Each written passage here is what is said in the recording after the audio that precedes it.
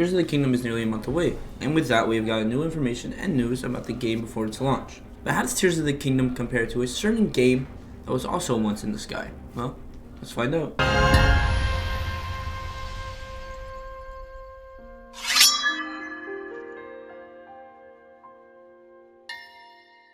Tears of the Kingdom has been in development for around 5 years, and the game comes out in less than 40 days. But one thing that we noticed in the gameplay shows a lot about the game. No, it's not the new abilities, it's not the ground, it's not Hyrule, it's the Sky Islands. The Sky Islands in Tears of the Kingdom seem like they are going to be very important and not just an add-on. It seems like we will be starting in the sky, and that will be the beginning of our adventure in the world of Tears of the Kingdom. What if I told you Tears of the Kingdom has a very similar path to Skyward Sword? Yes, Link in Skyward Sword was unaware of what was happening around him. He only knew that the sky was risen because Hylia rose the people to protect them from demise. But both Links have a lot in common. They both are trying to save Zelda from eventual doom and calamity. Now you may be saying, Link always saves Zelda. His main goal is to save Zelda. Yes, you're right.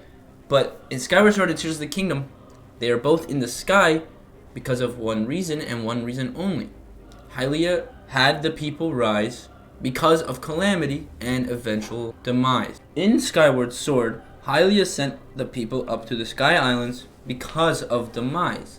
Demise forced Hylia to send the people up so that she can fight demise on her own without people getting hurt. In Tears of the Kingdom, Hylia sends up the people in the sky because of calamity. There are still people on the ground, but that is because the underground is where Ganon is held.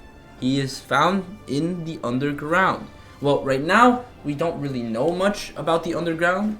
We only know about a little bit about the Sky Island and Hyrule.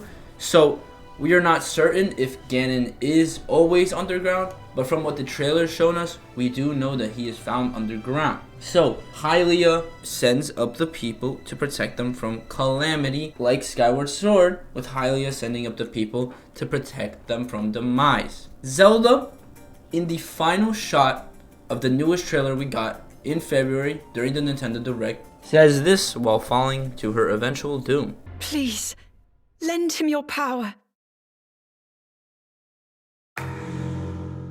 Who is Zelda talking to during this moment? Is it the Zonai? Because the Zonai controls Link's arm with all the powers that come from his arm.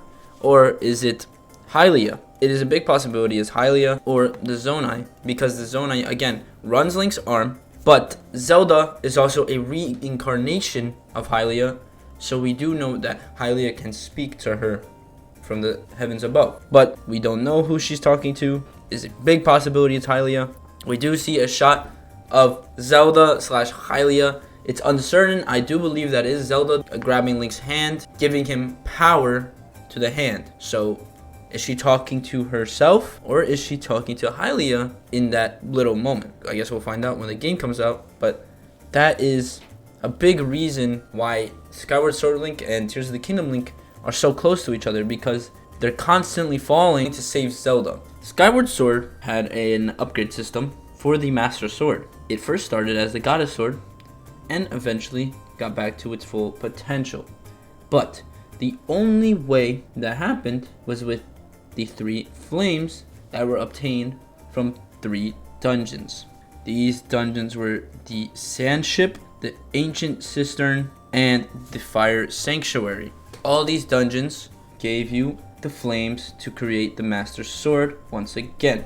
When Link goes back to Zelda in the Temple of Time, she is found waiting for him. She tells him to release the sword so it can reach its full potential. In Tears of the Kingdom, we do see Link with Zelda or Hylia grabbing each other's hand. Is that the same situation that we see in Skyward Sword when Zelda tells Link to unveil his Master Sword to release its full potential? Tears of the Kingdom, the Master Sword is broken, corrupt, destroyed. So are we going to have the same system where we have to reassemble the Master Sword back to its original form and awaken its full potential. It does seem like that because both scenes look very similar side by side. If you put them side by side, they do look very similar, except one you can see the Master Sword and one you can't, but both have Zelda in it. So Tears of the Kingdom and Skyward Sword both have the same system when it comes to upgrading the Master Sword. The Master Sword is not just going to be back to its original form in Tears of the Kingdom. It has to have an upgrade system with the new fuse ability. Maybe you collect certain things that reform the Master Sword back to what it once was, because we see that the fuse ability can combine materials with weapons, which makes me believe that the Master Sword is going to be reassembled with pieces or some crystals that will reassemble the Master Sword back to its full power. I did cover a video on this, so if you guys want to check it out, it'll be in the top right. And yeah, all of these tie to Tears of the Kingdom from Skyward Sword, and Tears of the Kingdom is very similar to Skyward Sword because of these. No other game Zelda's falling from the sky and Link is jumping to save her. Only these two games have that. And they both have the inevitable doom which Calamity and Demise hold. The game is set from the beginning, and your adventure starts from the very beginning of the timeline in Skyward Sword and Tears of the Kingdom. If you guys enjoyed this video and you agree with me that Skyward Sword and Tears of the Kingdom are very close in relation to the timeline and what is going on in the game story-wise, let me know in the comments down below. And as always, don't forget to like, comment, and subscribe, and I will see you guys in the next one. Please, lend him your power.